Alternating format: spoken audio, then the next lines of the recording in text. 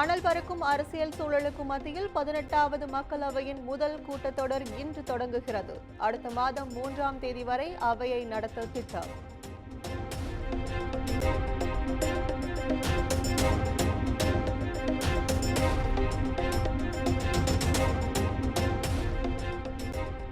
மக்களவையில் இன்றும் நாளையும் புதிய எம்பிக்கள் பதவியேற்பு நிகழ்ச்சி. மக்களவை இடைக்கால தலைவர் பத்ருஹரி மக்தாப் பதவி பிரமாணம் செய்து வைக்கிறார்.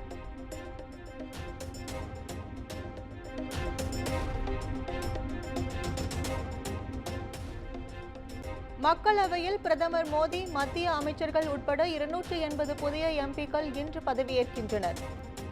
காலை 11 மணிக்கு கூட்டத்தொடர் தொடங்கியதும் முதல் நபராக பிரதமர் மோடி பொறுப்பேற்கிறார்.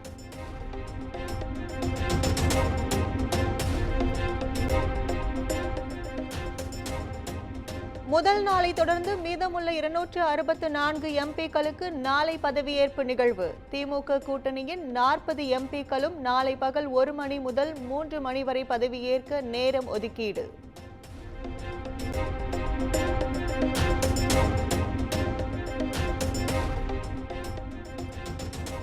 மாநிலங்களவையின் 264வது அமர்வு வரும் வியாழக்கிழமை தொடங்குகிறது. மாநிலங்களவையையும் அடுத்த மாதம் 3ஆம் தேதி வரை நடத்த நாடாளுமன்ற விவகாரத்துறை முடிவு.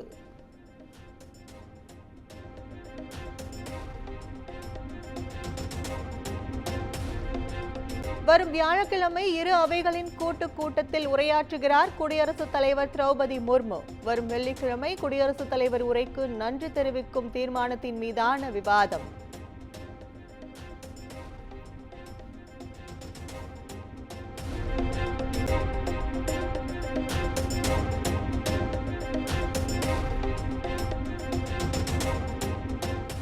புதிய மக்களவைத் தலைவராக தேர்வாக போவது யார்? நாளை மறுநாள் நடைபெறுகிறது மக்களவைத் தலைவருக்கான தேர்தல்.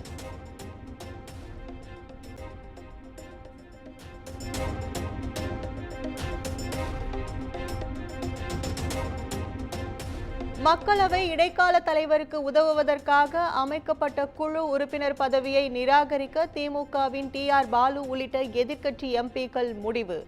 8 முறை எம்பியான காங்கிரசின் சுரேஷுக்கு பதிலாக மக்களவை இடைக்கால சபாநாயகராக பாஜக எம்பி பத்ருஹரி நியமிக்கப்பட்டதற்கு எதிர்ப்பு.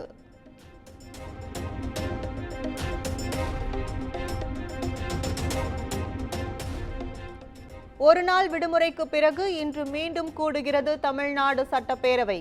காலை அமர்வில் உயர்கல்வித்துறை, வருவாய் மற்றும் பேரிடர் மேலாண்மை துறை, பள்ளி கல்வித்துறை ஆகிய மானிய கோரிக்கைகள் மீது விவாதம்.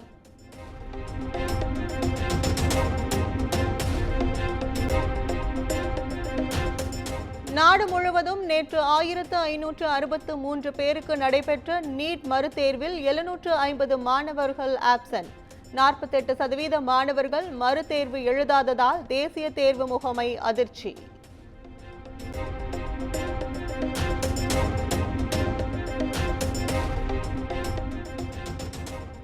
பீகாரில் நீட் தேர்வு எழுதிய 17 மாணவர்கள் தகுதி நீக்கம். வினாத்தாள் கசிவு மோசடியில் ஈடுபட்டது உறுதியானதால் தேசிய தேர்வு முகமை அதிரடி நடவடிக்கை.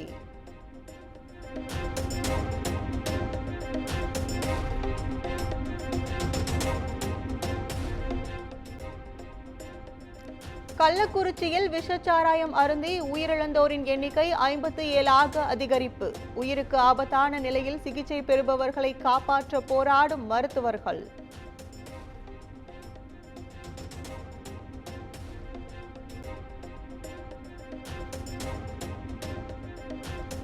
கள்ளக்குறிச்சி மாவட்டம் மாதவசேரி கிராமத்தில் கடந்த 18ஆம் தேதி உயிரிழந்தவரின் உடலை மீண்டும் தோண்டி எடுத்து பிரேத பரிசோதனை.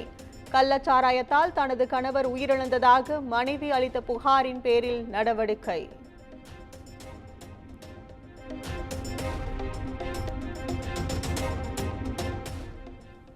குமுதம் செய்தி எதிரொலி. கல்வராயன் மலைப்பகுதிகளில் கள்ளச்சாராயம் பதுக்கிய 59 பேர் கைது. கள்ளச்சாராயம் மற்றும் கள்ளச்சாராய ஊழல்கள் அழிப்பு.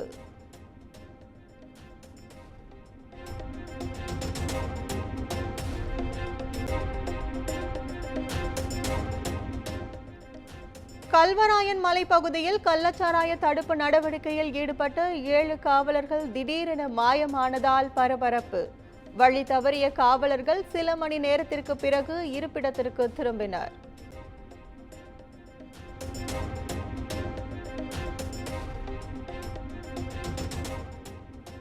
சென்னை செங்குன்றம் அருகே மெத்தனால் கலந்த 1500 லிட்டர் ரசாயன பேரல் பறிமுதல். ரசாயன கிடங்கில் இருந்த 4 பேரை பிடித்து போலீசார் தீவிர விசாரணை.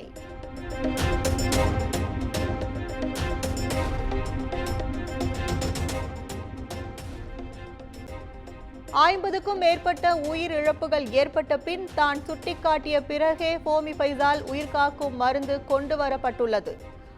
அவசரமாக விழுப்புரம், சேலம் மருத்துவமனைகளுக்கு கடந்த 21ஆம் தேதிதான் அனுப்பி வைக்கப்பட்டுள்ளதாக எதிர்க்கட்சி தலைவர் எடப்பாடி பழனிசாமி புகார்.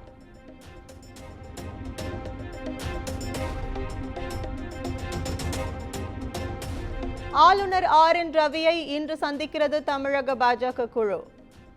கள்ளக்குறிச்சி விசச்சாராய உயிரிழப்பு விவகாரம் குறித்து புகார் மற்றும் அறிக்கை சமர்ப்பிக்க திட்டம்.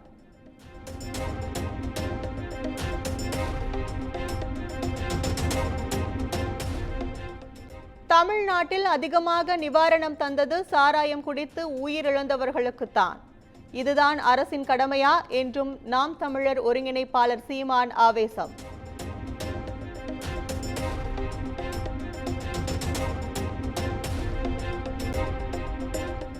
சென்னை பெசன்ட் நகரில் காதல் விவகாரத்தில் தங்கையை வீச்சரிவாளால் வெட்டிய அண்ணன். CCTV காட்சிகள் வெளியாகி பரபரப்பு.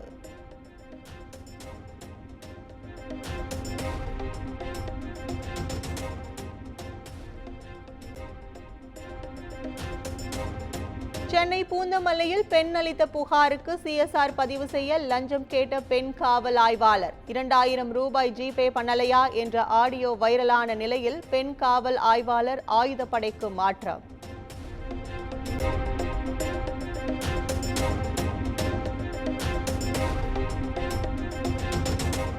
திருச்செந்தூர் கடலில் புனித நீராடிய போது காணாமல் போன பெண் பக்தரின் 5 சவரன் நகை. 4 மணி நேரம் மணலை பரசி கண்டுபிடித்து கொடுத்து சிப்பி எடுக்கும் தொழிலாளர்களுக்கு பாராட்டு.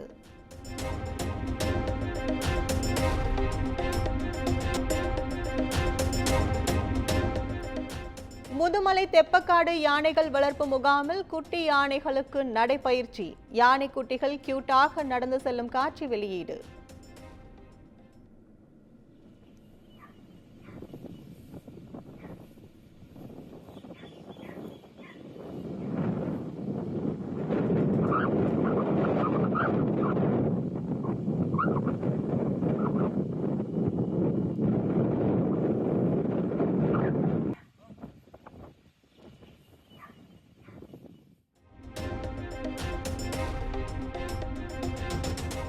பகலில் கொளுத்திய வெயிலை மாலையில் அணைத்த மழை. திருவாரூர், திண்டிவனம் உள்ளிட்ட தமிழகத்தின் பல்வேறு மாவட்டங்களில் பரவலாக மழை பொழிவு.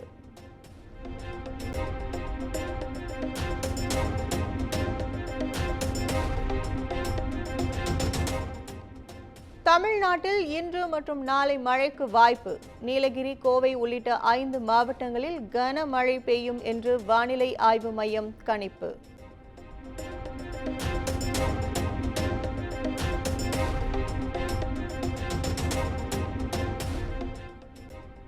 ஜாமீனுக்கு டெல்லி உயர்நீதிமன்றம் விதித்த தடையை எதிர்த்து அரவிந்த் கெஜ்ரிவால் தாக்கல் செய்யப்பட்ட மனு உச்சநீதிமன்றத்தில் இன்று விசாரணை.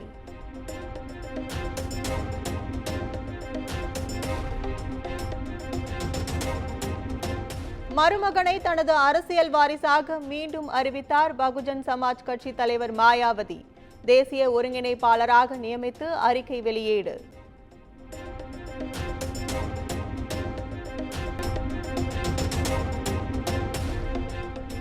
சீனாவில் குடியிருப்பு பகுதியில் ராக்கெட்டின் பாகம் விழுந்ததால் மக்கள் பீதி. கோளாறு காரணமாக ராக்கெட்டின் பூஸ்டர் கருவி மட்டும் விழுந்ததாக தகவல்.